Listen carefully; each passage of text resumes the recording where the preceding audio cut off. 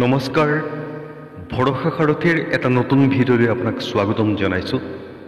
ভগৱান শিৱৰ মুখৰ এটি মহত্বপূৰ্ণ কাহিনীৰে আজিৰ এই ভিডিঅ'টো আপোনালৈ আগবঢ়াইছোঁ। শ্ৰদ্ধা আৰু মনোযোগেৰে কাহিনীটো এবাৰ শুনক। এবাৰ ভগৱান শিৱ কৈলাশ পৰ্বতত বহি আছিল। ঠিক সেই সময়তে আহি উপস্থিত হৈ পাৰ্বতীক ক'লে, প্ৰভু, মই আপোনাৰ ওচৰলৈ আহোঁতে মোৰ দৃষ্টি মত্যৰ তিনিগৰাকী মহিলাৰ ওপৰত পৰিছিল। তেতিয়া মই দেখিছিলোঁ ইয়াৰে দুগৰাকী মহিলাই জীৱনৰ আধা বয়সতে বিধৱা হৈ বৰ দুখৰ জীৱন অতিবাহিত কৰিছে আৰু আনগৰাকী মহিলাই হাঁহি স্ফূৰ্তি আনন্দৰে স্বামীৰ সৈতে দাম্পত্য জীৱন উপভোগ কৰিছে। এই দৃশ্য দেখি কাৰোবাৰ জীৱনত কিয় এনেকুৱা হয় মই বুজি নাপালোঁ, কিন্তু এতিয়া মোৰ মনত তিনিটা প্ৰশ্নৰ উদয় হৈছে। মই আপোনাৰ পৰা এই তিনিওটা প্ৰশ্নৰে উত্তৰ জানিব বিচাৰিছোঁ। প্ৰভু, কৃপা কৰি এতিয়া আপুনি মোক এই তিনিওটা প্ৰশ্নৰে উত্তৰ দি সন্তুষ্ট কৰক। মা পাৰ্বতীৰ কথা শুনি ভগৱান শিৱই ক'লে, পাৰ্বতী, তুমি মোক তোমাৰ তিনিওটা প্ৰশ্ন সোধা, মই তোমাক আটাইকেইটা প্ৰশ্নৰে উত্তৰ দি সন্তুষ্ট কৰিবলৈ চেষ্টা কৰিম।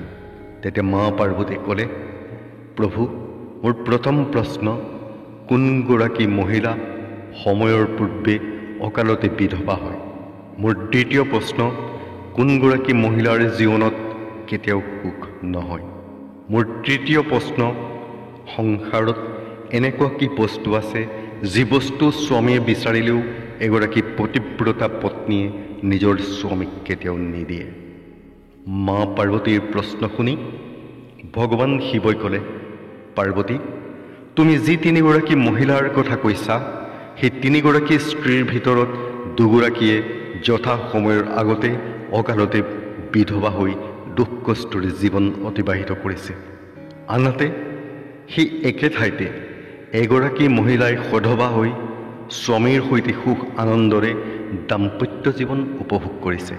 তুমি জানিব বিচাৰিছা প্ৰকৃততে এনেকুৱা কিয় হয়? পাৰ্বতী, তোমাক এটা সৰু কাহিনী শুনাব বিচাৰিছোঁ। কাহিনীটো মনোযোগেৰে শুনিবা। আধা আধৰুৱা কথা জ্ঞান শুনাজনৰ অল্প জ্ঞানহে প্ৰাপ্তি হয়। এই অল্প জ্ঞানৰ পৰা জীৱনত একো লাভ নহয়, কাৰণ তোমাৰ এই তিনিওটা প্ৰশ্নৰ উত্তৰ এই কাহিনীটোৰ মাজতে সোমাই আছে। যদি তুমি এই কাহিনীটো মনোযোগেৰে গুৰুত্ব সহকাৰে শুনা, তেতিয়া তোমাৰ তিনিওটা প্ৰশ্নৰ উত্তৰ পাই তুমি সন্তুষ্ট হ'ব পাৰিবা। তেতিয়া পাৰ্বতীয়ে ক'লে, প্ৰভু, মই আপোনাৰ এই কাহিনী শ্ৰদ্ধা আৰু মনোযোগেৰে শুনিম। আপুনি এই কাহিনী কৈ থকাৰ সময়ত মোৰ মন আন একোৰে প্ৰতি বিচলিত নহয়। ভগৱান শিৱই ক'লে, পাৰ্বতী, প্ৰথমে মই তোমাক সেইগৰাকী মহিলাৰ কাহিনী শুনাই ল'ব বিচাৰিছোঁ, যিগৰাকী সধৱা মহিলাই স্বামীৰ সৈতে সুখৰ জীৱন উপভোগ কৰি আছে। পাৰ্বতী, সেই সধৱা মহিলাগৰাকী এজন ৰজাৰ লিগিৰাৰ পত্নী। সেই লিগিৰাজনৰ নিজৰ পত্নীৰ ওপৰত সম্পূৰ্ণ বিশ্বাস আৰু ভৰসা আছিল। নিজৰ পত্নীক পতিব্ৰতা বুলি লিগিৰাজনে আনৰ আগত বাৰে বাৰে কৈ ফুৰে। এদিন এনেকুৱা দিন আহিল, লিগিৰাই নিজৰ পত্নীৰ প্ৰতি কৰা প্ৰশংসাৰ কথা ৰাজ দৰবাৰ পালেগৈ। তেতিয়া সেই ৰজাই লিগিৰাজনক মাতি নি সুধিলে, তুমি যে সকলো প্ৰজাৰে আগত তোমাৰ পত্নী পতিব্ৰতা বুলি ইমান প্ৰশংসা কৰি ফুৰা, যে তোমাৰ পত্নী সঁচাকৈয়ে পতিব্ৰতা নেকি? তোমাৰ পত্নীৰ ওপৰত পূৰ্ণ বিশ্বাস আছেনে? পাৰ্বতী, তেতিয়া ৰজাৰ প্ৰশ্ন শুনি লিগিৰাজনে ক'লে, মহাৰাজ, মোৰ পত্নী পতিব্ৰতা বুলি মোৰ সম্পূৰ্ণ বিশ্বাস আছে। তেতিয়া ৰজাৰ মন্ত্ৰীয়ে ক'লে, যদি মই তোমাৰ পত্নীৰ পতিব্ৰতা ধৰ্ম নষ্ট কৰি দিওঁ, তেতিয়া তুমি কি শাস্তি মোৰ পাতি ল'বা? মন্ত্ৰীৰ প্ৰশ্ন শুনি লিগিৰাজনে ক'লে, যদি তুমি মোৰ পত্নীৰ পতিব্ৰতা ধৰ্ম ভংগ কৰিব পাৰা, তেতিয়াহ'লে মহাৰাজ, মোক ফাঁচি দিব পাৰিব। যদি মোৰ পত্নীৰ পতিব্ৰতা ধৰ্ম এওঁ ভংগ কৰিব নোৱাৰে তেতিয়া এওঁৰ শাস্তি কি হ'ব? ৰজাই ক'লে, মন্ত্ৰীও ফাঁচীৰ শাস্তি লাভ কৰিব। ভগৱান শিৱই ক'লে, পাৰ্বতী, এইদৰেই মন্ত্ৰী আৰু লিগিৰাই নিজৰ শাস্তি স্বীকাৰ কৰি ল'লে। তেতিয়া মন্ত্ৰীয়ে লিগিৰাজনক সুধিলে যে, মই তোমাৰ পত্নীৰ পৰা এনেকুৱা কি বস্তু আনিব লাগিব যি বস্তু আনিলে তুমি বুজি পাবা যে তোমাৰ পত্নীৰ পতিব্ৰতা ধৰ্ম নষ্ট কৰাত মই সফল হ'লোঁ। তেতিয়া লিগিৰাজনে মন্ত্ৰীক ক'লে, যদি তুমি মোৰ ঘৰলৈ গৈ মোৰ বিবাহৰ চিনস্বৰূপে দিয়া এখন দুপত্ৰা আৰু এখন তৰোৱাল পাইছিলোঁ, এই দুপত সামগ্ৰিক দাম্পত্য জীৱনৰ চিনস্বৰূপে মোৰ পত্নীয়ে খুব সযতনে ৰাখি থৈছে। কঁকালত পিন্ধা সেই দুপত্ৰা আৰু তৰোৱালখন যদি আনি তুমি মোক দেখুৱাব পাৰা তেতিয়া মই পতিয়ন যাম যে তুমি মোৰ পত্নীৰ পতিব্ৰতা ধৰ্ম সম্পূৰ্ণ নষ্ট কৰিব পাৰিলা। ভগৱান শিৱই ক'লে, পাৰ্বতী, চৰ্ত স্বীকাৰ কৰি লৈ মন্ত্ৰীয়ে ৰাজ দৰবাৰৰ পৰা চহৰলৈ ওলাই গ'ল।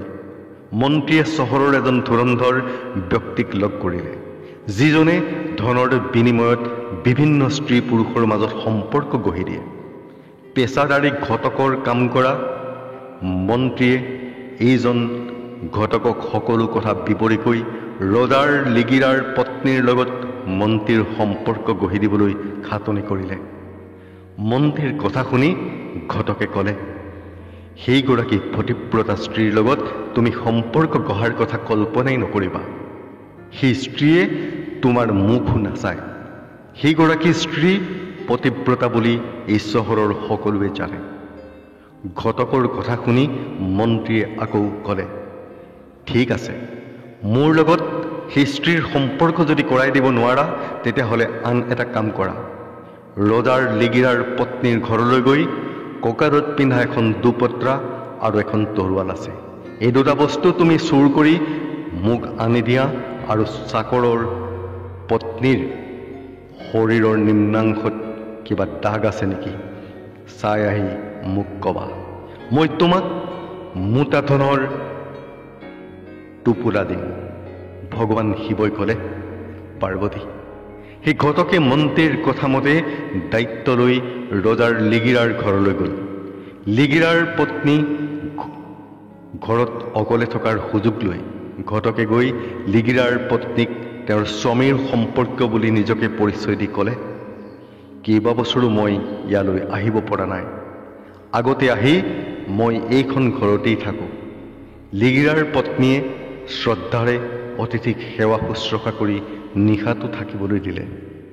ৰজাৰ লিগিৰাৰ পতিব্ৰতা পত্নীয়ে সুসন্মানেৰে দুদিনকৈ থাকিবলৈ দিলে আৰু ধুৰন্ধৰ ঘটকে নিজৰ স্বাৰ্থ পূৰণৰ বাবে লিগিৰাৰ পত্নীৰ গতিবিধি নিৰীক্ষণ কৰি কাৰ্যসিদ্ধিৰ কাৰণে পৰিকল্পনা তৈয়াৰ কৰি ল'লে। ৰজাৰ লিগিৰাৰ পতিব্ৰতা স্ত্ৰীয়ে স্নান কৰিবলৈ যাওঁতে সেই ধুৰন্ধৰ ঘটকে গৈ লিগিৰাৰ পত্নীৰ কঁকালত খামুচি ধৰি চকুত ধূলি মাৰি দিলে। সেই সুযোগতে ধুৰন্ধৰ ঘটকে পতিব্ৰতা স্ত্ৰীগৰাকীৰ নিম্নাংশত থকা তিল এটা দেখা পালে।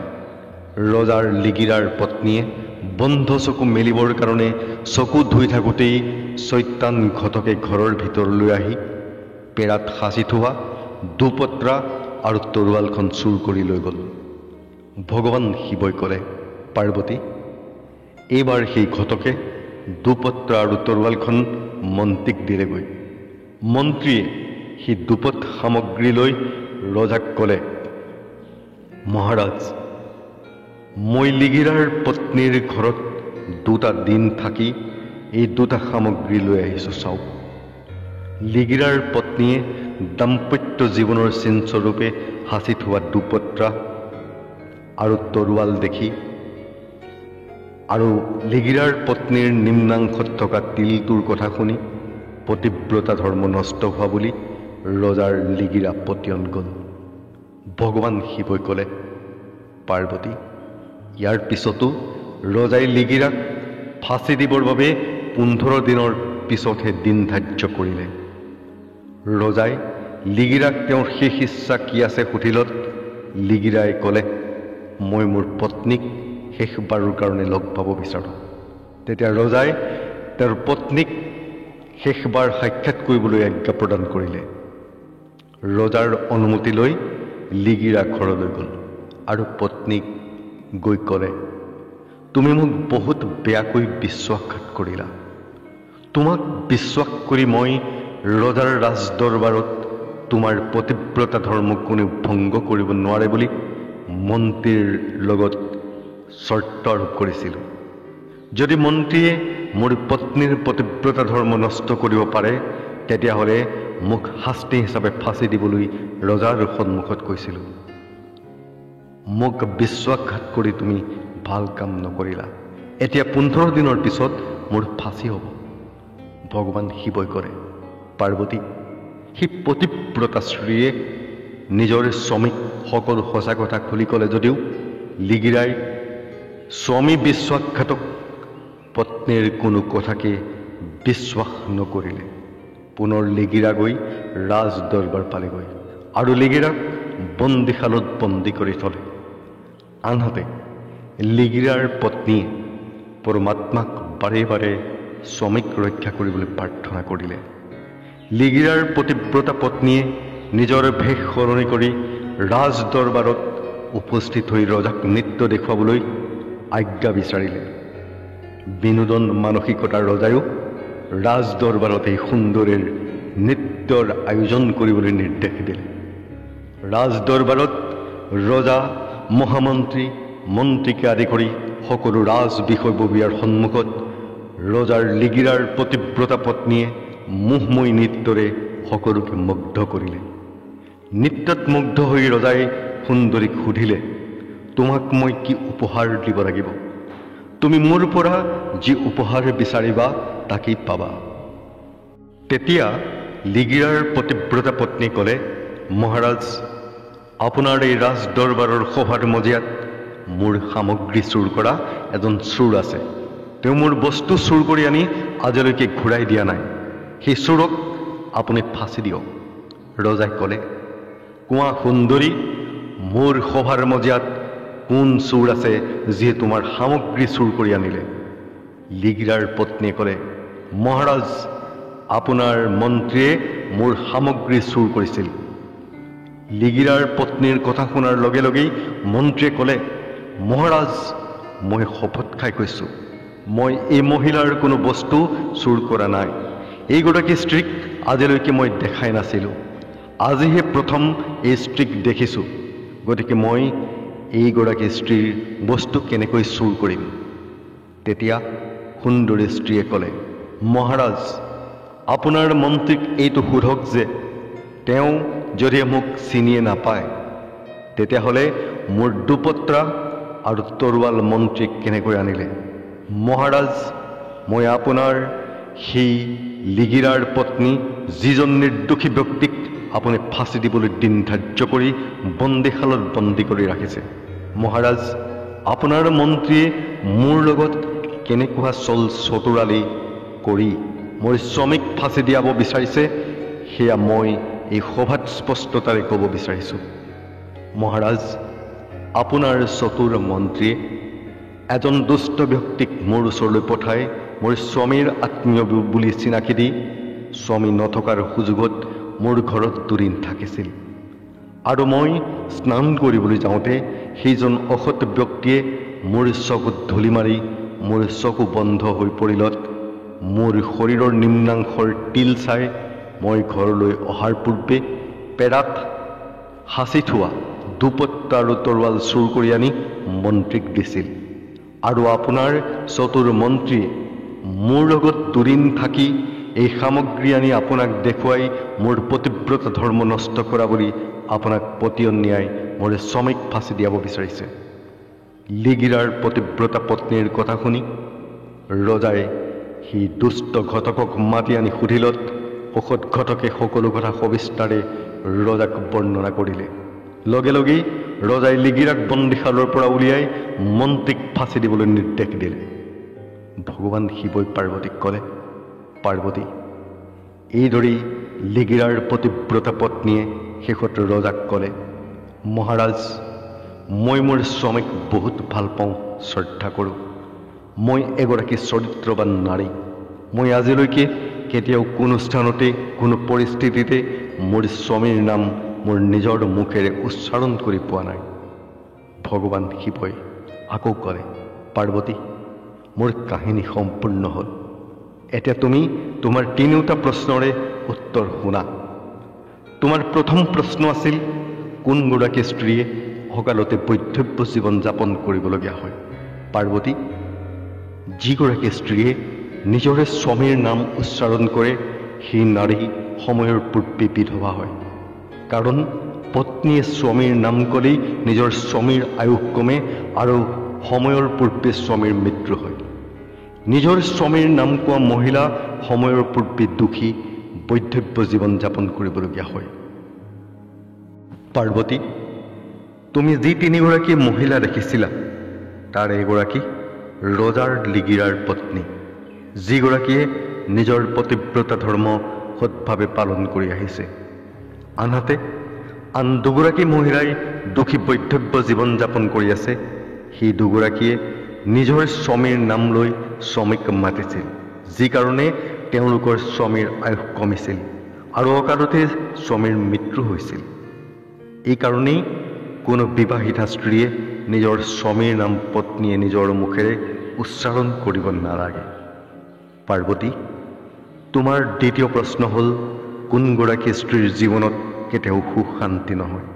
যিগৰাকী স্ত্ৰীয়ে স্বামীৰ অনুমতি অবিহনে ব্ৰত পালন কৰে, তীৰ্থস্থান উৎসৱ আনৰ ঘৰলৈ যায়, সেই স্ত্ৰীৰ জীৱনত কেতিয়াও সুখ নহয়। এনেকুৱা স্ত্ৰীয়ে গোটেই জীৱন দুখত অতিবাহিত কৰিবলগীয়া হয়। মোৰ তৃতীয়টো প্ৰশ্ন হ'ল, সংসাৰত এনেকুৱা কি বস্তু আছে যিটো নিজৰ স্বামীয়ে খুজিলেও এগৰাকী পতিব্ৰতা পত্নীয়ে নিজৰ পতিক কেতিয়াও নিদিয়ে? এগৰাকী পতিব্ৰতা পত্নীয়ে নিজৰ স্বামীক গালি কেতিয়াও নিদিয়ে। নিজৰ পতিক গালি নপৰা স্ত্ৰী সদায় চৰিত্ৰৱান আৰু সুখী হয়। যিগৰাকী স্ত্ৰীয়ে নিজৰ স্বামীক গালি পাৰে সেই স্ত্ৰীৰ জীৱনত দুখ কষ্ট কেতিয়াও নুগুচে, কান্দি কান্দিয়ে জীৱন কটাবলগীয়া হয়। নিজৰ পতিক গালি পৰা স্ত্ৰী কেতিয়াও চৰিত্ৰৱান নহয়। এনে স্ত্ৰী দুষ্টা, চৰিত্ৰহীন। পতিক গালি পৰা স্ত্ৰীয়ে অকাল বৈধব্য জীৱন যাপন কৰিবলগীয়া হয়। ভগৱান শিৱৰ মুখেৰে তিনিওটা প্ৰশ্নৰে উত্তৰ শুনি সন্তুষ্ট হৈ মা পাৰ্বতী ক'লে, হে স্বামী, বাস্তৱত যিগৰাকী মহিলা চৰিত্ৰৱান সেই স্ত্ৰীয়ে সুখ শান্তি আনন্দৰে জীৱন উপভোগ কৰে, কেতিয়াও দুখ কষ্টৰ সন্মুখীন হ'বলগীয়া নহয়। কাৰণ এনে সৎ চৰিত্ৰৱান স্ত্ৰীৰ ঘৰত সদায় লক্ষ্মী দেৱীৰ বসতি হৈ ধন ধানেৰে ভৰি থাকে। এগৰাকী সৎ চৰিত্ৰৱান স্ত্ৰীয়ে নিজৰ ঘৰখনক স্বৰ্গলৈ ৰূপান্তৰ কৰে। ভিডিঅ'টো চোৱাৰ বাবে আপোনালৈ কৃতজ্ঞতা ভৰাই ধন্যবাদ। আপোনালৈ বিনম্ৰ অনুৰোধ, আমাৰ পৰৱৰ্তী ভিডিঅ' চাবলৈ হ'লে চেনেলটো অন্তত ছাবস্ক্ৰাইব কৰি ল'ব, ভিডিঅ'টো সকলোৰে মাজত শ্বেয়াৰ কৰিব, ভিডিঅ'ত লাইক আৰু কমেণ্ট কৰিবলৈ নাপাহৰিব। ধন্যবাদ।